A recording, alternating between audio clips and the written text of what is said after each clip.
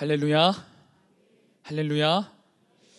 오늘 이 밤에 우리 모두가 살아계신 하나님을 말씀을 통해 만나고 경험하게 되는 역사가 일어나기를 축복합니다. 우리가 살아가면서 한 번쯤은 꼭 듣게 되는 말이 있습니다. 사람은 절대 안 바뀌어. 사람은 절대로 안 변한다. 많이들 들어보셨죠?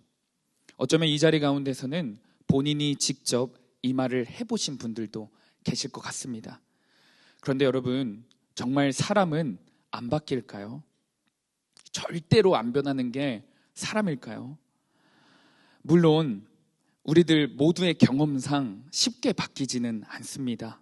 그 사람의 성품, 기질, 삶의 습관, 오죽하면 3살 버릇 여든 간다, 이런 속담도 있지 않습니까? 그런데 우리가 지난주에 살펴봤던 하나님 말씀에서는 사람은 분명히 바뀔 수 있다라고 가르칩니다. 그리스도 안에 있으면 사람은 변화된다. 그리스도 안에 있으면 사람은 변화될 수밖에 없다라고 증거합니다. 우리 이 시간 지난주 본문 말씀 고린도후서 5장 17절 말씀 한 목소리로 합독하겠습니다. 시작. 그런즉 누구든지 그리스도 안에 있으면 새로운 피조물이라 이전 것은 지나갔으니 보라 새 것이 되었도다. 아멘. 실제로 성경에는 예수님을 만나고 인생 전체가 변화된 사람들이 많이 기록되어 있어요. 평생 돈을 주인 삼고 살았던 세리장 삭개오가 예수님을 만나서 변화됩니다. 평생 남자를 의지하며 살았던 사마리아 여인이요, 예수님을 만나서 변화됩니다.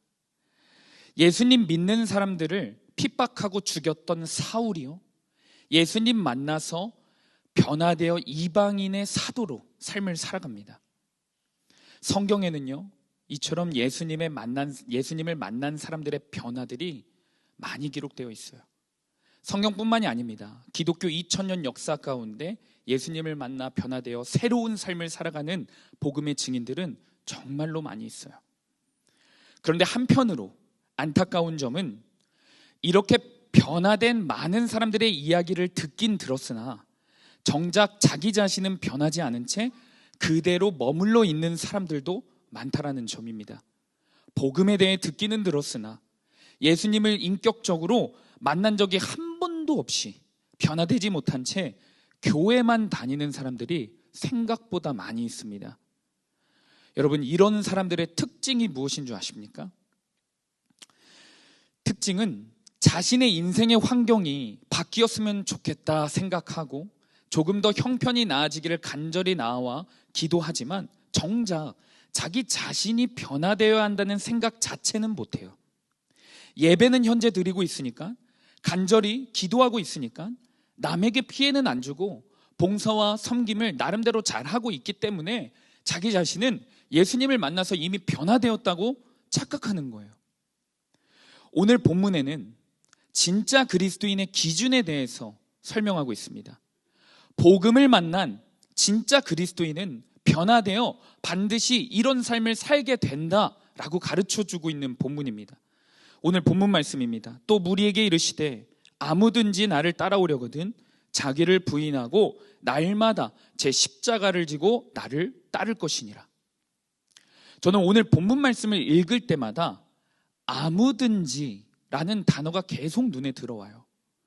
특별한 사람들만, 선교사님들만, 목사님들만, 리더들만, 영적으로 갈급함이 있는 사람들만 이 길을 가는 것이 아니라 남녀노소 아무든지 예수님을 진정으로 믿고 따르려거든 자기를 철저히 부인하고 자기의 십자가를 지고 따라야 합니다. 지난주에는 저와 함께 복음의 진짜 변화가 아니라 가짜 변화들을 먼저 살펴봤습니다. 기억하고 계시나요? 복습해보면 가짜 변화 첫 번째는 환경과 조건의 변화는 복음이 가져다주는 변화가 아니었습니다. 복음은요, 더 나은 형편을 허락하는 게 아니라 그 사람의 중심을 변화시키는 능력이 있습니다. 믿으시는 분만 아멘 하시기 바랍니다. 그리고 두 번째는 중심이 변화되었다 함은 주님께 진심이 아니라 전심을 드리게 되는 것이라고 배웠습니다. 그런데 문제는요, 오늘 본문 말씀과 동일하게 자기 십자가를 지는 삶처럼 전심을 드리는 삶도 특별하고 대단한 영성가들, 목사님들, 선교사님들 극소수에게만 해당되는 것처럼 생각합니다. 나와는 상관없는 이야기라고 생각해요.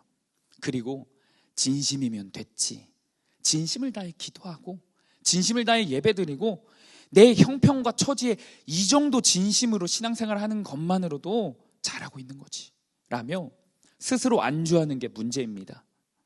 그러나 여러분, 다시 한번 기억할 것은 아무든지 라는 단어예요. 남녀노소 자기를 부인하고 자기 십자가를 지고 따르지 않으면 진짜 그리스도인이 될 수가 없습니다. 이 말은 결국 무엇을 의미하냐? 천국에 갈 수 없다라는 의미예요. 각자의 삶의 자리에서 우리 어린아이들부터 어르신 성도님들까지, 그리고 초신자에서부터 사역자에 이르기까지 전심을 주님께 드리는 자만이 천국에 갈 수 있게 됩니다. 간절히 바라기는 전심을 다해 자기 십자가를 지고 예수님을 따르는 그 귀한 변화가 말씀을 통해 우리 가운데 일어나기를 축복합니다. 그렇다면 이제 이런 질문을 할 수 있습니다. 전심을 드리는 건 그럼 진짜 뭐야?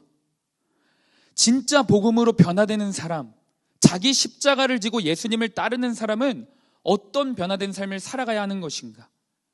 우선 전심이라는 단어를 들으면 설교를 준비하는 저도 내내 부담스럽고 불편했어요. 우리 성도님들도 전심, 전부, 자기 십자가 이런 단어들을 들으면 사실은 마음이 편합니까? 불편하시죠? 그런데 전심을 드린다 해서 주님이 전 재산을 다 팔아서 헌금해 라고 하시지 않으세요. 세상의 학업, 취업, 돈 전부 다 포기하고 무소유로 살면서 수도사가 되어 생활하는 게 전심이 아니에요. 그렇다면 무엇인가? 전심으로 변화된 사람은 첫 번째로 주인이 바뀐 삶을 살아갑니다. 우리 로마서 14장 7절에서 9절 우리 한 목소리로 읽어보겠습니다. 시작. 우리 중에 누구든지 자기를 위하여 사는 자가 없고 자기를 위하여 죽는 자도 없도다. 우리가 살아도 주를 위하여 살고 죽어도 주를 위하여 죽나니 그러므로 사나 죽으나 우리가 주의 것이로다. 이를 위하여 그리스도께서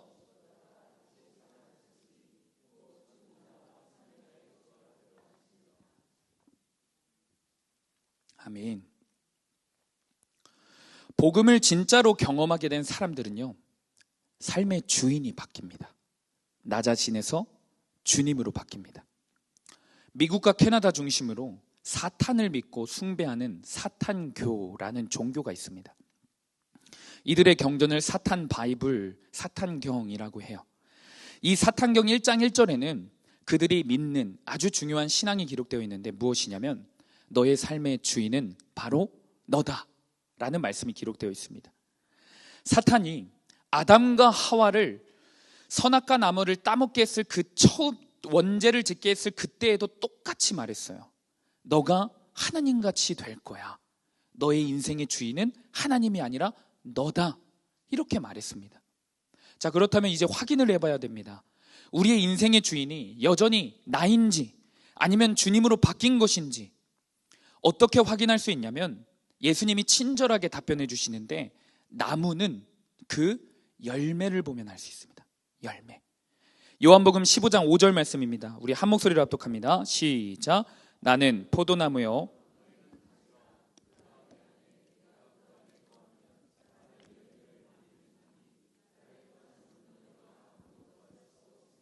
아멘.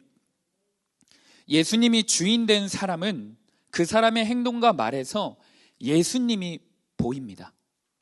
예수님의 성품과 사랑 그리고 헌신이 삶에서 열매로 나타나게 되어 있습니다. 반대로 나 자신이 주인인 사람들은 삶에서 죄의 열매가 나타납니다. 혈기와 분노의 열매들, 질투와 탐욕의 열매들, 거짓과 음란의 열매들이 그 사람의 행동으로 나타나게 되어 있습니다. 그런데 문제는 교회에서 이렇게 예배를 드릴 때 다 그럴싸하게 포장하고 있어서 겉으로 보면 다 진짜 그리스도인처럼 보여요. 여러분, 이스라엘에서 포도나무와 겉모습이 가장 비슷한 나무가 무엇인지 아십니까? 바로 가시나무의 한 종류인 갈매나무입니다. 처음에 육안으로 보면 이게 포도나무인지 가시나무인지 알 수가 없대요. 그런데 열매를 맺는 시기에는 그 나무에 맺히는 열매를 보면 분명히 알 수 있는 거죠. 말씀을 전하는 저와 여러분 모두는 이곳에서만큼은 각자가 나름대로 경건한 모습을 갖고 있습니다. 예수님이 주인인 것 같습니다. 그러나 은밀한 삶에서, 집에서 나타나는 여러 행동들을 보면 주님이 주인이신지 내가 주인인지 그때 분별이 가능할 것입니다. 순회선교단의 김용희 선교사님은 이 부분에서 분별을 돕기 위해 다음과 같은 질문을 던져요. 제가 한번 읽어드려 보겠습니다. 여러분의 주인은 누구인지 한번 점검해 보시기 바랍니다. 시간의 주인이 누구인가? 하루에 스마트폰을 얼마나 사용하는가? 하루 24시간 동안 내가 기뻐하는 일에 투자하는가? 하나님이 기뻐하시는 일에 투자하는가? 돈을 어떻게 쓰는지 따져보라. 내가 원하는 것을 위해 돈을 쓰는가? 하나님의 뜻에 따라 돈을 사용하는가? 하루의 시간을 어떻게 사용하는지, 재정을 어떻게 사용하는지 조금만 질문해봐도 사실 내 삶의 주인이 나인지 주님인지 알 수 있습니다. 또 중요하게 체크해 볼 게 있습니다. 우리의 인생은 선택의 연속이라고 하죠. 특히 우리 인생 가운데 중요한 선택들이 있습니다. 대학과 전공의 선택, 취업 선택, 배우자를 선택하는 것. 또 배우자를 선택해서 결혼하면 끝이 아니죠. 이제 이 사이클이요, 부모로서 반복이 됩니다. 자녀의 대학과 전공, 자녀의 취업, 내 배우자보다 더 중요한 우리 자녀의 배우자. 여러분은 지금까지 살아오시면서 이 중요한 선택의 기로에서 하나님의 뜻을 물으면서 하나님의 뜻에 따라 선택해 오셨습니까? 아니면 하나님의 뜻은 안중에도 없고 매번 내 뜻과 내 정욕과 내 안목의 정욕들만 고집하며 선택해 오셨습니까? 진짜 복음을 만난 사람들은요, 진짜 예수님을 만난 사람들은 인생의 크고 작은 모든 선택들을요 주님께 물어보고 선택을 하게 되어 있습니다. 제가 사역을 하면서 개인적으로 느끼는 건데, 우리 한국교회 성도님들의 모습 중에 사라진 것 하나가 무엇이냐면 주님께 뜻을 묻는 기도가 사라졌습니다. 주님께 뜻을 묻는 기도. 비전을 묻고 대학을 묻고 취업을 묻고 배우자를 선택할 때 내 뜻을 내려놓고 주님 뜻을 묻는 기도가 사라졌어요. 다 자기 마음대로 선택합니다. 세상의 가치대로 선택을 합니다. 주님께 물어볼 생각 자체를 안 해봐요. 영적 지도자에게, 믿음의 공동체에게 물어볼 생각 자체를 안 합니다. 성도님들 중에 작정 기도를 해보신 분들이 계실 겁니다. 그런데 작정 기도를 하는 이유가 보통 문제가 생겼을 때 문제 해결을 위해서, 자신 혹은 자식의 간절한 소원 성취를 위해서, 결국엔 다 주님 뜻을 묻는 기도가 아니라 내 뜻을 이루어 달라는 기도입니다. 대학 입시, 취업, 결혼의 문제 앞에서 자신의 뜻을 내려놓고 주님의 뜻을 물어보기 위해서 작정 기도를 하는 사람을 본 적이 없어요. 이미 이렇게 해주세요, 저렇게 해주세요. 다 작정 기도의 제목이죠. 진짜 복음의 변화를 경험한 사람들은요, 때마다 일마다 내 뜻이 아닌 하나님의 뜻을 묻고 하나님의 뜻을 선택합니다.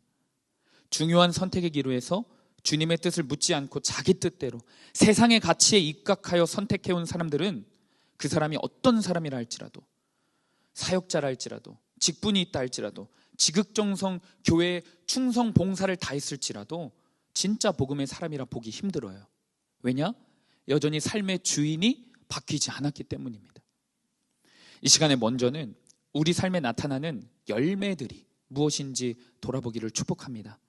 예수님의 성품의 열매, 사랑과 겸손의 열매가 우리 삶 가운데 나타나야 합니다. 내 혈기와 분노, 시기와 질투, 음란과 교만의 열매들이 나타나는 것은 내 인생의 주인이 여전히 나라는 증거입니다. 또한 인생에서 크고 중요한 선택을 할 때 주님의 뜻을 진정으로 묻고 그 뜻에 맞춰서 선택을 해야 합니다. 뜻을 묻는 신용만 하는 것은 아닌지, 결국에 내 뜻대로 선택은 하는 것은 아닌지 돌아보기를 축복합니다. 간절히 바라기는 우리 인생의 주인이 나에서 주님으로 바뀌어 삶의 열매와 삶의 선택들이 바뀌는 저와 여러분이 되기를 축복합니다. 두 번째로, 전심으로 변화된 사람은 순종으로 결론난 마음을 갖고 살아갑니다. 주인이 주님으로 바뀌면 나타나는 다음의 변화는 주인의 말씀에 순종하는 것을 당연하게 생각한다는 거예요. 특별한 이유가 없어도 됩니다. 어떤 내 생각이 있더라도 상관이 없습니다. 주인의 말씀에 순종하는 것은 당연한 일입니다.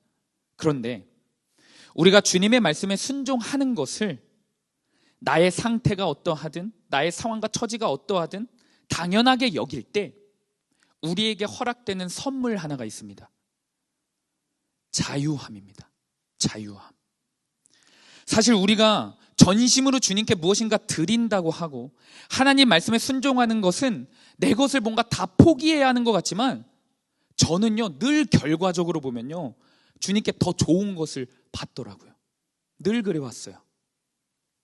그래서 사실 여러분, 우리가 전심을 드리는 것, 하나님 말씀에 순종하는 것 두려워할 필요가 없는 겁니다. 하나님은 우리에게 무엇을 뺏어가시는 분이 아니라 우리에게 생명을 주시고 사랑을 주시고 이 세상이 줄 수 없는 평안과 자유를 허락하시는 분이십니다. 우리 요한복음 8장 31절에서 32절 한 목소리로 읽어보겠습니다. 시작. 그러므로 예수께서 자기를 믿은 유대인들에게 이르시되 너희가 내 말에 거하면 참으로 내 제자가 되고 진리를 알지니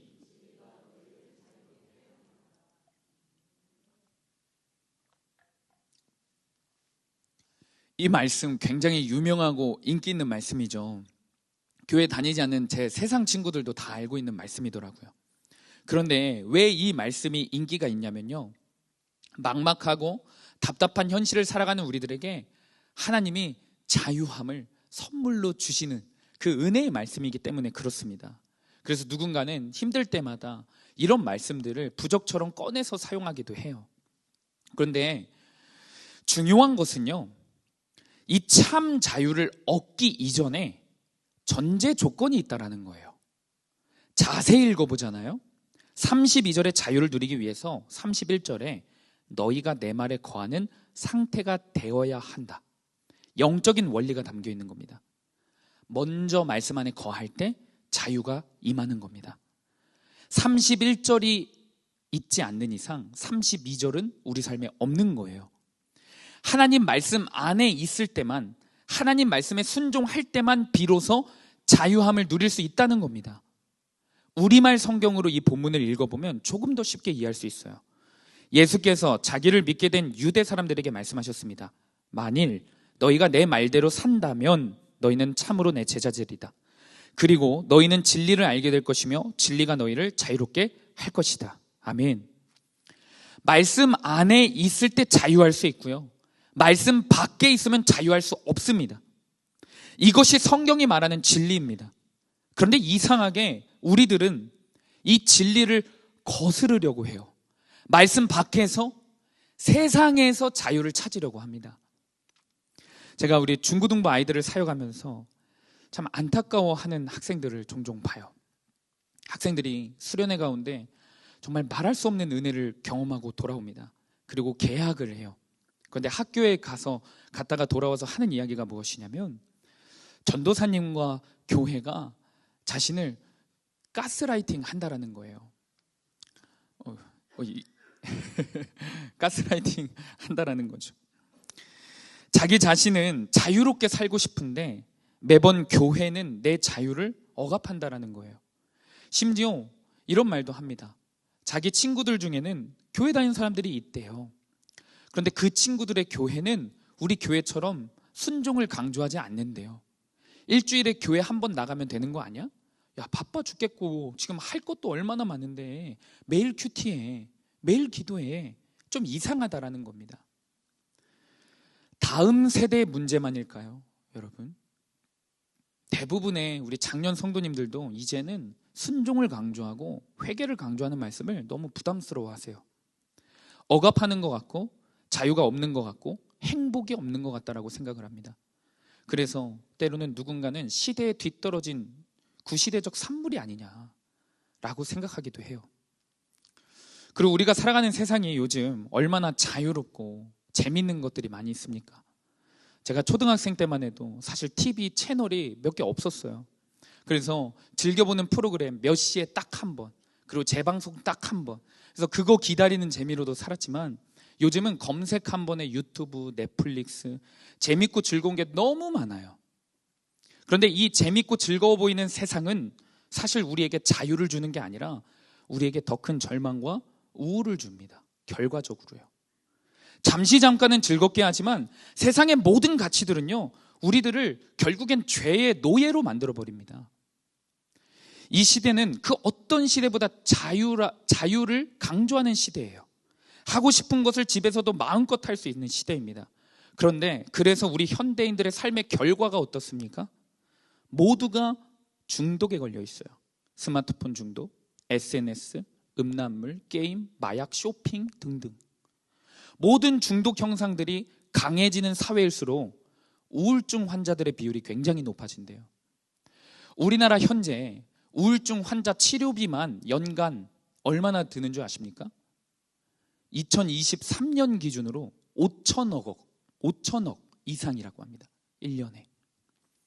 그 정도로 이 시대는 병든 사회입니다. 자유를 말하며 개성을 말하며 행복을 추구하며 세상으로 떠나지만 그곳에서 세상의 가치에 죄의 노예로 되어 중독되어 살아가는 거예요. 그러나 말씀 안에는 자유가 있습니다. 믿으시기를 축복합니다. 말씀 밖에는, 세상에는 절대 자유가 없어요.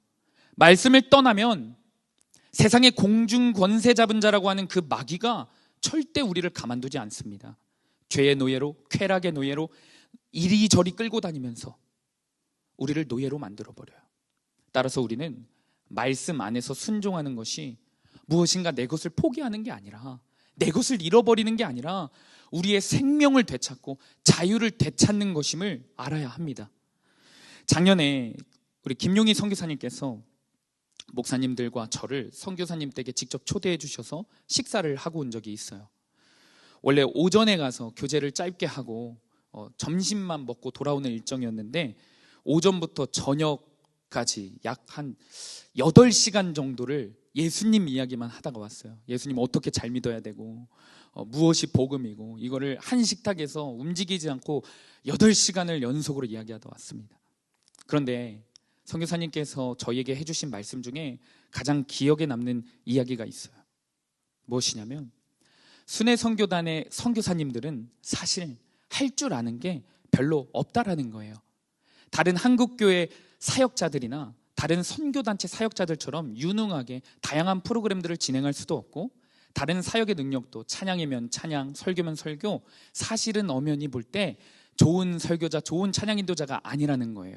실력이 없다라는 거죠. 그리고 순위 선교사로 들어올 때 재산도 빵원으로, 영원으로 만들고 들어오거든요. 개인 후원 계좌 하나 없이 들어옵니다. 그러니까 선교사님 말로는 뭐라고 하시냐면, 할 줄 아는 것도 없고 가진 것도 없는 게 순회 선교사님이다 라고 말하더라고요. 그런데 딱 하나 자신 있게 할 수 있는 거 있다 라고 가르쳐 주셨어요. 무엇이냐면 순종이래요. 순종. 하나님 말씀에 순종하고 공동체에 순종하는 것, 그것은 순회 선교사들이 가장 자신 있게 할 수 있다라는 거예요. 제가 선교사님과의 대화에서 깨달았어요.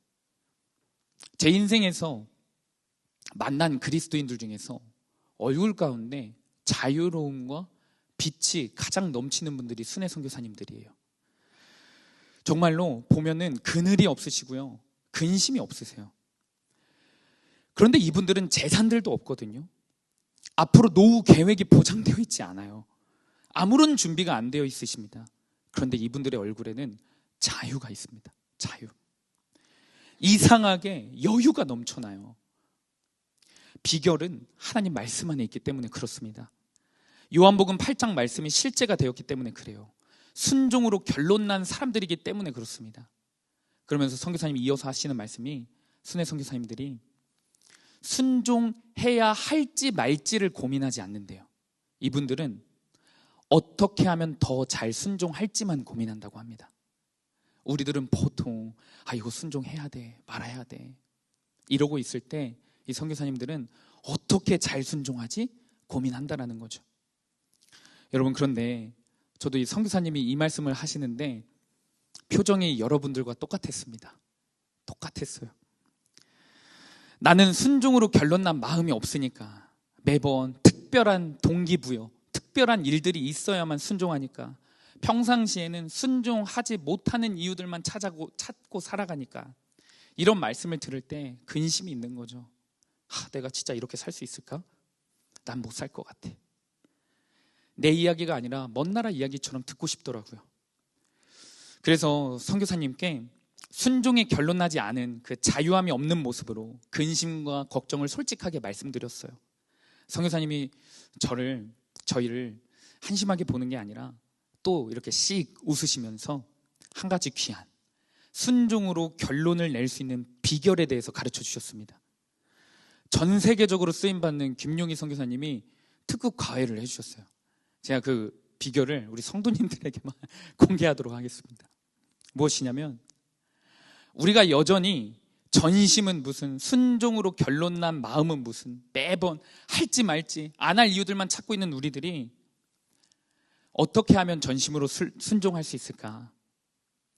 처음에는 대단한 순종을 하기보다는 순종을 하지 못하는 방해 요소들을 먼저 제거하는 작업을 해야 한다라고 계속 말씀해 주시더라고요. 처음부터 되는 게 아니라는 거예요.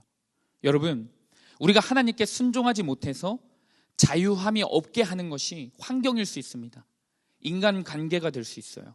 내 계획, 그리고 심지어 내 기도 제목이 될 수도 있어요. 그러나 그것들을 아주 작은 것부터 하나씩 제거해 나갈 때 하나님은 우리 마음 가운데 순종으로 결론 나게 도와주십니다. 이 사실을 믿고 오늘 내가 제거해야 하는 순종의 방해 요소들은 무엇인지 생각해보고 결단하며 제거하는 저와 여러분이 되기를 축복합니다. 복음으로 변화된 사람, 마지막 세 번째는요, 가치관이 바뀐 삶을 살아갑니다. 가치관. 진짜 복음의 사람이 되기 위해서 최종 관문으로 가치관의 문제를 점검해야 합니다. 주인이 예수님으로 바뀐 사람, 주님 말씀에 순종하기로 결론이 나는 사람들을 종합적으로 정리하면 사실 가치관이 바뀐 사람이라고 말할 수 있는 거예요. 설교 초반부에 언급했었던 성경에 기록된 예수님 만나서 변화된 사람들의 공통점은요, 이들의 가치관이 전부 변화되었다는 겁니다. 돈이 있으면 기뻤고 없으면 슬퍼했던 세리장 삭개오가 예수님을 집으로 초청하는 것을 가장 큰 기쁨으로 여깁니다. 남자에게 사랑을 받으면 기쁘고 남자에게 사랑을 받지 못하면 슬퍼했던 사마리아 여인이 예수님을 만난 후 더 이상 남자가 기쁨과 슬픔의 이유가 되지 않았어요. 그리고 그 중에서 제일 극적으로 가치관의 변화가 이루어진 사람이 있다면 바로 사도 바울일 것입니다. 빌립보서 3장 5절에서 6절입니다. 나는 8일 만에 할례를 받고 이스라엘 족속이요 베냐민 지파요 히브리인 중에 히브리인이요 율법으로는 바리새인이요 열심으로는 교회를 박해하고 율법에 의로는 흠이 없는 자라. 여러분, 사도 바울이 어떤 사람이냐면 베냐민 지파의 혈통을 입고 태어난 사람이에요. 그런데 예수님 당시에 베냐민 지파 가문 중에 가장 인기 있었던 이름이 무엇이냐면 사울이었어요. 사울.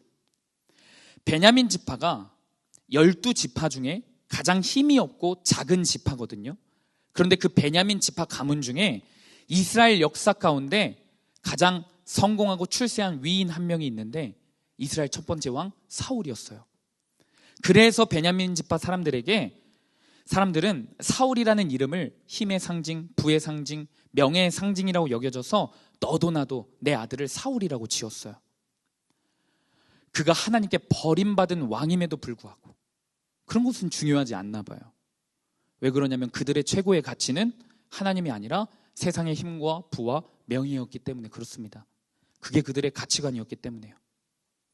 실제로 사도 바울은 그의 부모와 바램과 가치관대로, 그의 부모의 바램과 가치관대로 오늘날 우리나라로 따지면 서울대학교를 졸업하고 연봉이요 수십억 되는 직장에 취업까지 한 대단한 사람으로 볼 수 있어요. 로마의 시민권까지 갖고 있었습니다. 그런데 그가 예수님을 만난 뒤로는 이 베냐민 지파에서 얻은 사울이라는 이름을 사용하지 않아요. 오히려 바울이라는 이름을 사용하며 예수님을 증거하는 이방인의 사도로 살아갑니다. 바울이라는 이름의 뜻 자체를 알고 계십니까?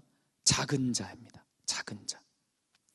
세상에서 큰 자가 되고 싶었던 바울이 이제는 예수님 만나서 가치관 자체가 변화되어서 세상에서 큰 자가 아니어도 되니까, 별 인생이 아니어도 되니까 나는 예수님 전하는 데 쓰임받는 작은 자로 살 거야. 결단하며 살아가는 겁니다. 그리고 이런 고백을 해요. 우리 빌립보서 3장 7절에서 8절, 우리 쉬운 성경으로 한 목소리로 한번 읽어보겠습니다. 시작. 그때는 이 모든 것이 내게 너무나 소중하고 가치 있는 것들이었습니다. 그러나 예수 그리스도를 만난 이후 그 모든 것이 아무 쓸모없는 것임을 알았습니다. 그것들뿐만 아니라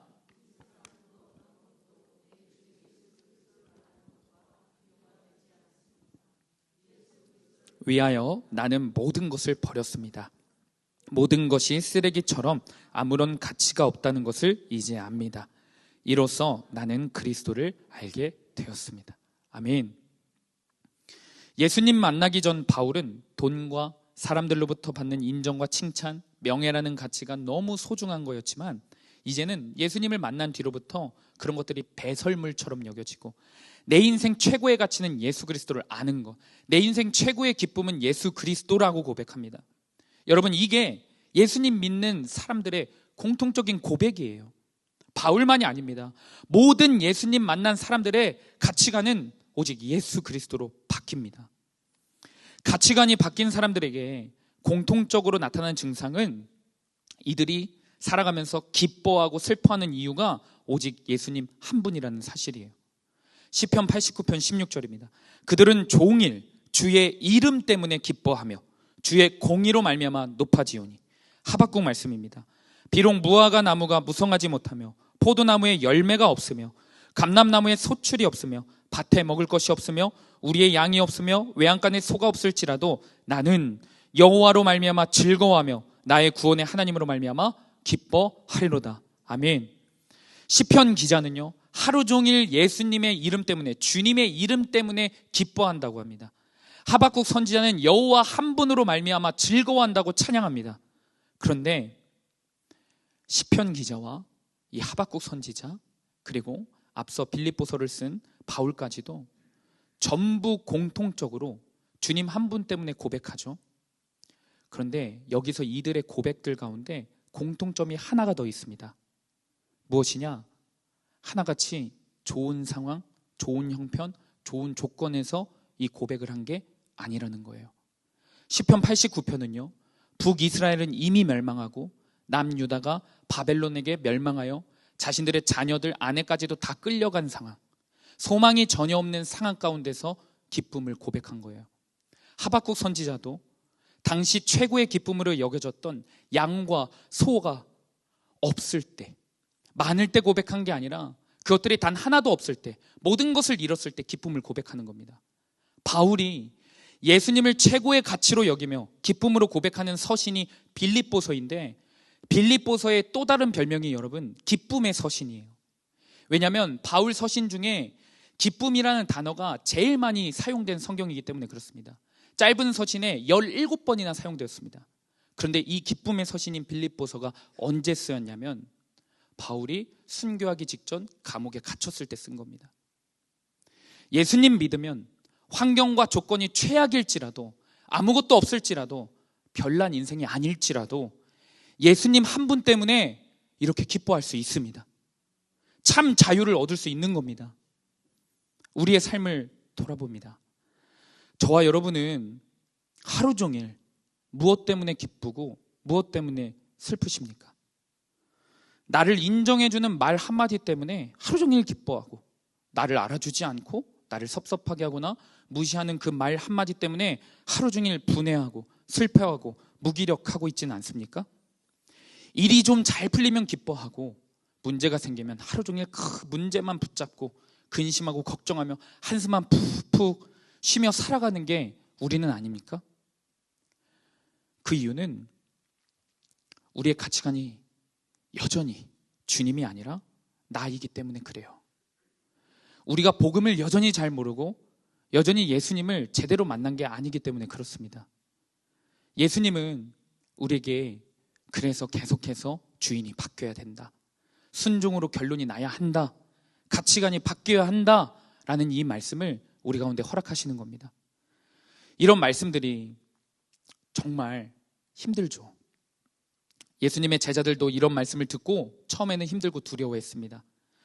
이들도 우리들도 사실 그래서 매번 힘들다고 두렵다고 예수님을 배신하고 있어요.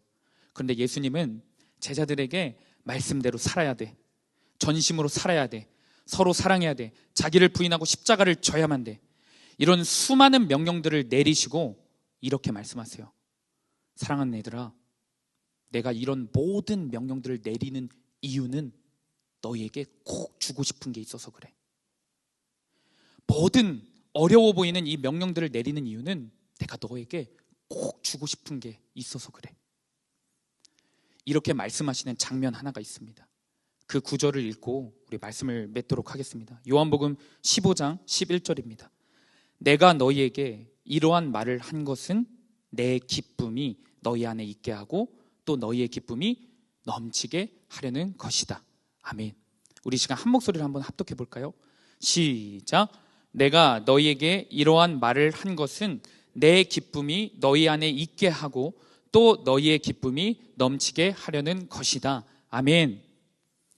주님이 우리에게 말씀대로 살라고, 전심을 드리라고 하는 이유는 우리의 것을 빼앗아 가기 위함이 아닙니다. 예수님의 기쁨을, 하늘의 기쁨을 너희 안에 넘치게 하기 위함입니다. 세상의 기쁨은 일시적입니다. 세상의 가치관은 이거 있다고 해서 만족하는 게 아니에요. 우리 가운데 더 큰 욕심을 불러일으키고요, 더 목마르게 할 뿐이고요, 비교의식과 피해의식이 더 커지게 할 뿐입니다. 그래서 우리의 인생 가운데 중독 현상은 더 많이 일어나고요, 그리고 그 결과 우울과 큰 허무함과 공허함이 밀려옵니다. 그러나 여러분, 주님 말씀에 순종할 때, 그분의 가치, 하늘의 가치를 사모할 때 우리 가운데 허락하시는 기쁨은 이 세상이 줄 수 없는 기쁨, 하늘의 기쁨, 영원한 기쁨을 허락하실 줄 믿습니다. 말씀을 맺습니다. 한국교회 초창기에 강화도에는 과부였던 김씨 부인이 살고 있었다고 합니다. 이분은 강화도에서 굉장히 부잣집 집안의 딸로 태어났지만 안타깝게 젊은 날 과부가 되었다고 해요. 심지어 자식도 없어서 혼자 남은 인생이 되어버렸다고 합니다.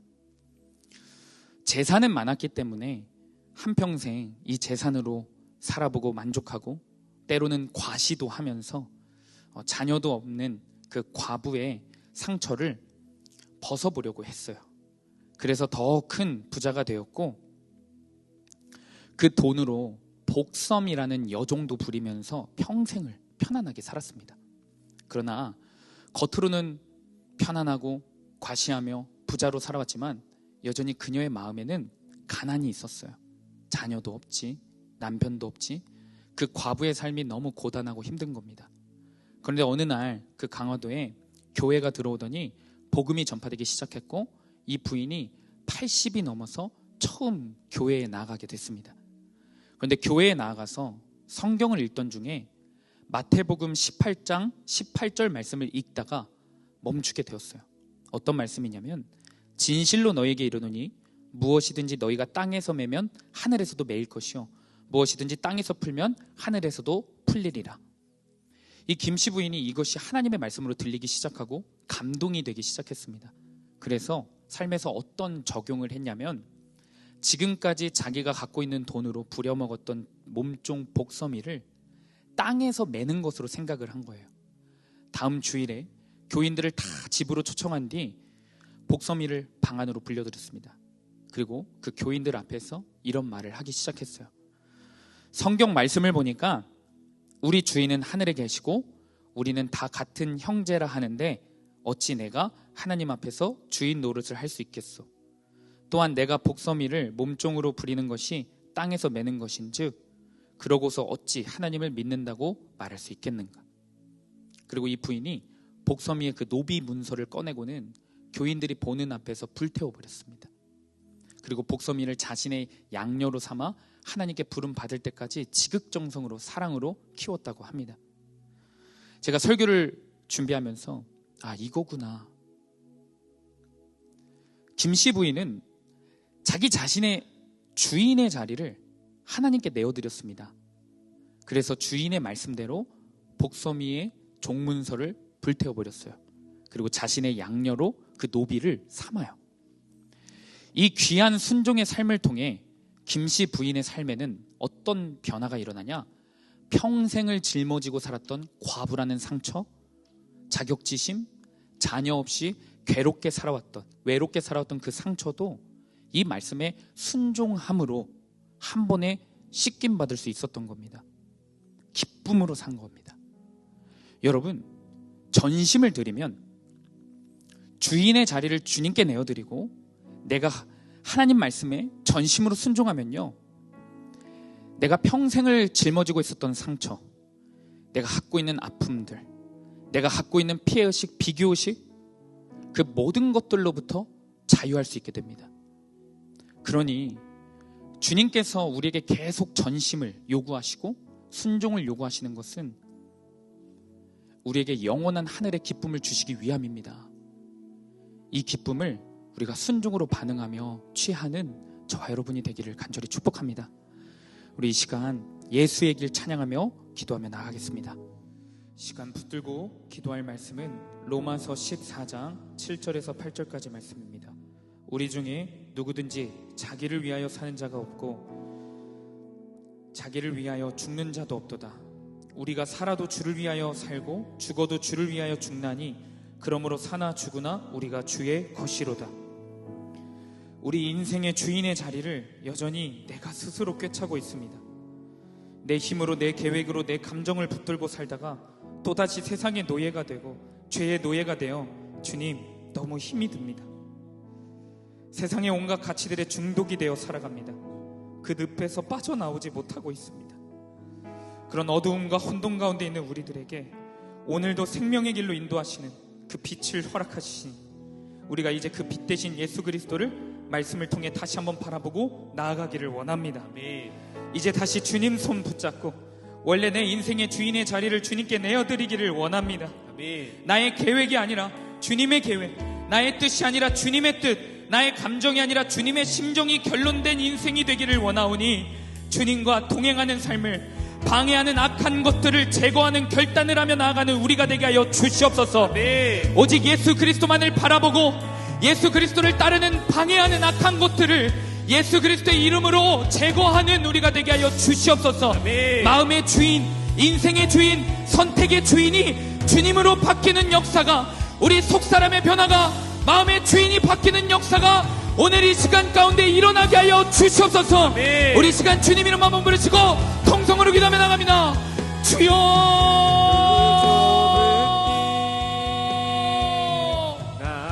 거룩하신 주님, 매번 겉모습 조금 변화되었다고 착각했던 죄를 회개합니다.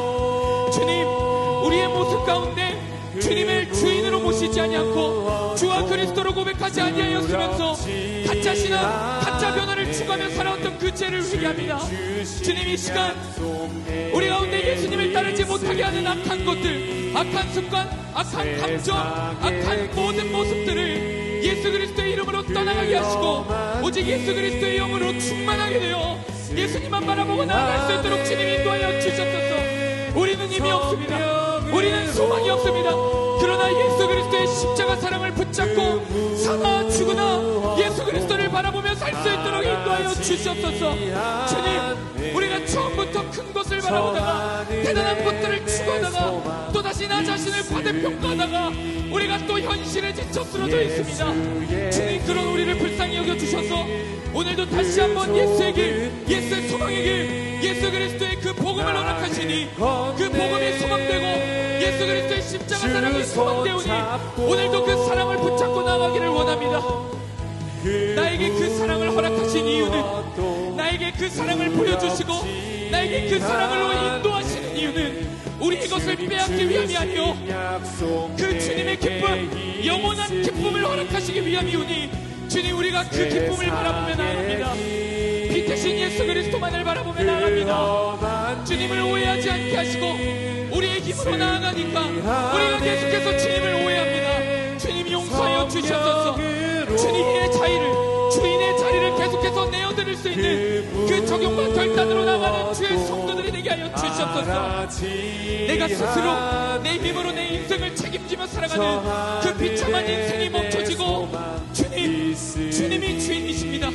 주님이 내 주와 그리스도 되십니다. 주님이 인도하십니다. 주님이 하십니다. 주님이 함께 하십니다. 주님이 앞서가셨습니다. 주님이 승리하셨습니다. 그러니 내 힘을 내려놓고, 내 계획을 내려놓고, 내 의지와 내 힘을 내려놓고 오직 예수 그리스도께 맡깁니다. 예수 그리스도께 누이기를 원합니다. 인도함 받기를 원합니다. 주님 인도하여 주셨소서. 성령님 말씀의 영으로 임하셔서, 회개의 영으로 임하셔서 우리의 심령이 변화되는 역사가 일어나게 하셨소서.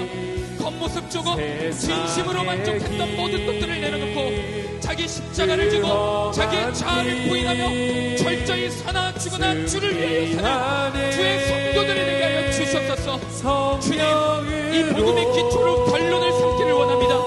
순종으로 결론난 마음이 없사오니 주님, 순종을 하지 못하는 그 악한 것들을 제거하는 그 훈련을 할 수 있도록 인도하여 주셨소서. 예수님과의 동행을 방해하는 그 악한 습관들과 그 삶의 환경들과 관계들을 정리하는 역사가 일어나게 하시옵소서. 작은 것들부터 하나하나 둘씩 말씀을 의지하며 제거할 수 있도록 주님 친히 역사해 주시옵소서. 내가 무엇을 제거해야 되는지 알려주시옵소서. 내가 무엇을 끊어내야 하는지 알려주시옵소서. 주님, 알아도 하지 못하고 있다면 성령님 강권적으로 역사하셔서 결단할 수 있도록 인도하여 주시옵소서. 결단할 수 있도록 인도하여 주시옵소서. 오발라 파이라 바라 바라 바라 바라 오이라 바라 바라 바라 바라 바라 바라 바라 바라 바라 바라 바라 바라 바라 바라 바라 요바라 바라 요라 바라 바라 오이라 바라 바라 바라 바라 바라 바라 바라 바라 바라 바라 바라 바라 바라 바라 요바라 바라 바라 바라 바라 바라 바라 바라 바라 성령님 역사하여 주시옵소서. 강권적으로 임하여 주시옵소서. 우리의 의지와 우리의 노력이 아니오니 주님이 인도하여 주시옵소서.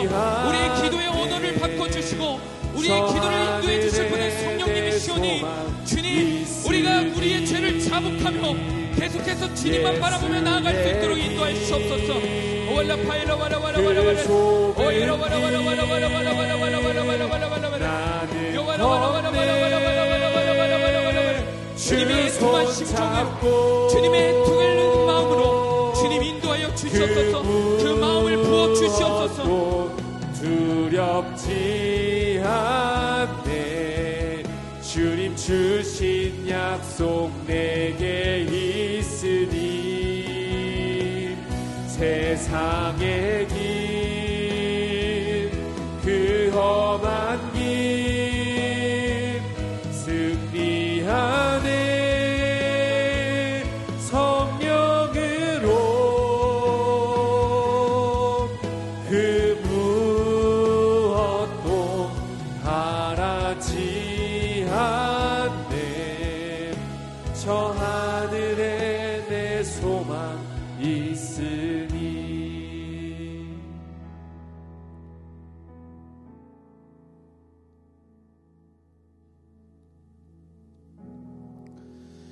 이 시간 치유의 은혜를 누리시기 원하시는 분들은 간절한 마음으로 일어나서 기도하시기 바랍니다.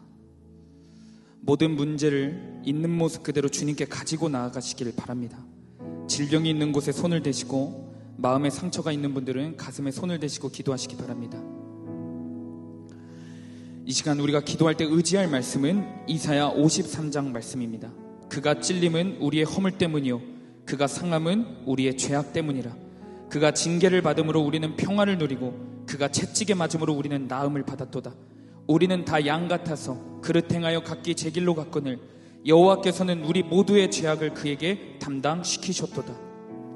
주님, 이 시간 죄악과 허물로 뒤덮여 세상의 옷을 입고 있는 우리를 용서하여 주시옵소서. 자기 의로 똘똘 뭉친 이 못된 자아를 주님께 드리오니 이 시간 새 사람으로 고침받기를 원합니다. 주님, 죄된 나를 가져가시고 주님의 거룩한 옷으로 덧입혀 주시옵소서. 거짓된 나를 가져가 주시고 진실된 주님의 모습으로 바꿔 주시옵소서. 욕심 많은 나를 가져가 주시고 비워지시고 낮아지시고 겸손한 주님의 마음으로 덮어 주시옵소서. 분노하는 나를 가져가 주시고 온유한 주님의 성품으로 덮어 주시옵소서. 내 슬픔과 상처를 가져가 주시고 영원한 기쁨과 감사로 덮어 주시옵소서. 내 낙심과 나절을 가져가 주시고 영원한 소망과 기대로 바꿔 주시옵소서. 내 불안과 염려를 가져가 주셔서 세상이 줄 수 없는 주님이 주시는 자유와 기쁨으로 덮어 주시옵소서. 예수 그리스도의 이름으로 명하노니 머리부터 발끝까지 깨끗함을 입을지어다. 나사렛 예수 그리스도의 이름으로 명하노니 나를 묶고 있는 모든 질병들아 사라질지어다. 예수 그리스도의 이름으로 명하노니 영과 혼과 육이 보혈의 권세로 치유될지어다. 이 시간 믿음으로 우리의 주인 되시고 그리스도 대신 주님 한 분만 바라보니 진이 이 시간 우리의 주인이 되어 주시옵소서. 주님 이름 한번 부르시고 통성으로 기도하며 나갑니다. 주여, 거룩하신 예수 그리스도의 보혈만을 의지합니다. 보혈의 공로를 힘입어 거룩하신 지성소로 나아갑니다. 주님의 보좌 앞으로 나아갑니다. 주님의 거룩한 보좌 앞으로 나아가오니 그곳 가운데서 주님의 보혈로 덮어 주시옵소서. 오월라 파일로 와라와라 오월라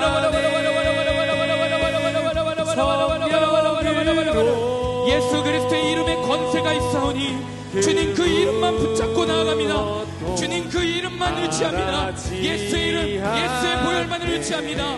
오월라 파일로 와라와라 오월라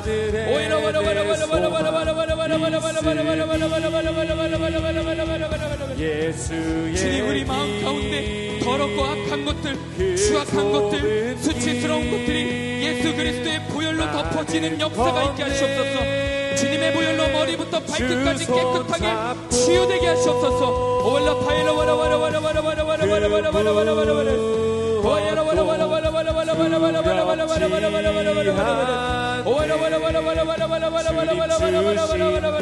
죄악된 세상 가운데서 짊어지고 있었던 모든 짐과 모든 수치와 죄악이 주는 그 두려움들을 예수님께 맡겨드리게 하시옵소서. 주님의 보혈로 씻김받게 하시옵소서. 오월라 파일로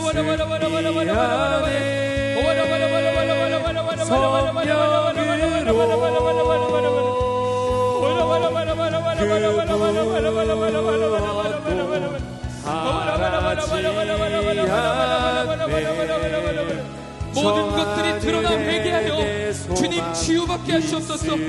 주님 치유받게 하시옵소서.